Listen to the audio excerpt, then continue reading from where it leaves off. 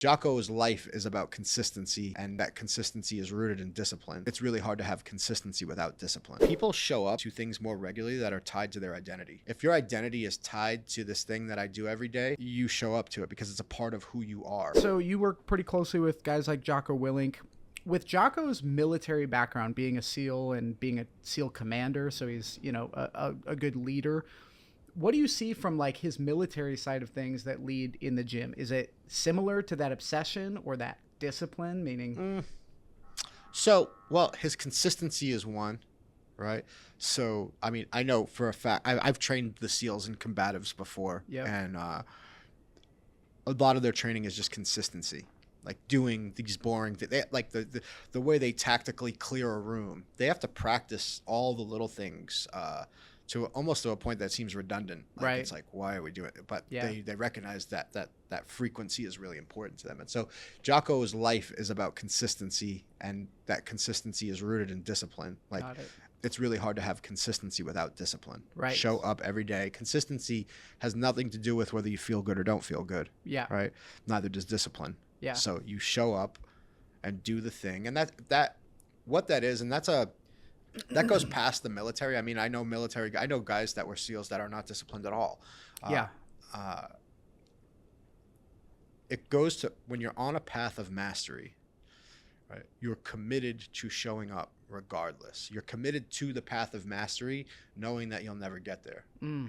Damn. Right. Okay. And it's like, that's what jiu-jitsu is for me to this day. Right. Yeah. So I'm 42 years old. My highly competitive days are over. At least that's what I'm choosing to have it that way, right? I don't feel the need to, but I'm still obsessed with jiu-jitsu. Yeah. Still obsessed. I study film and tape all day long. I really don't make any money off martial arts. I mean, I teach a couple of classes for fun. Yeah. A week. I teach like 4 classes a week at Victory. Yep. It's fulfilling to me in a way that a lot of other things are not. And so I continue to do it, but it's not profit driven. And the amount of time that I spend on furthering my knowledge about jiu-jitsu is not necessarily profit driven, other than I just really enjoy the pursuit of mastery. Right. Yeah. So now, so you mentioned that discipline is the big thing for Jocko. Now, when you look at somebody who is obsessed, and this is like their lifeblood, like, any UFC fighter that's crazy and obsessed like that, like Dom, do you think that Dom shows up, or people like him show up because they want to, where there's a difference? You get what I'm saying? Like, do you think it's that? I'm trying to figure out how to word this. Want to versus have to? Yeah, discipline. You're choosing a goal and you're showing up because you're gonna hit that goal.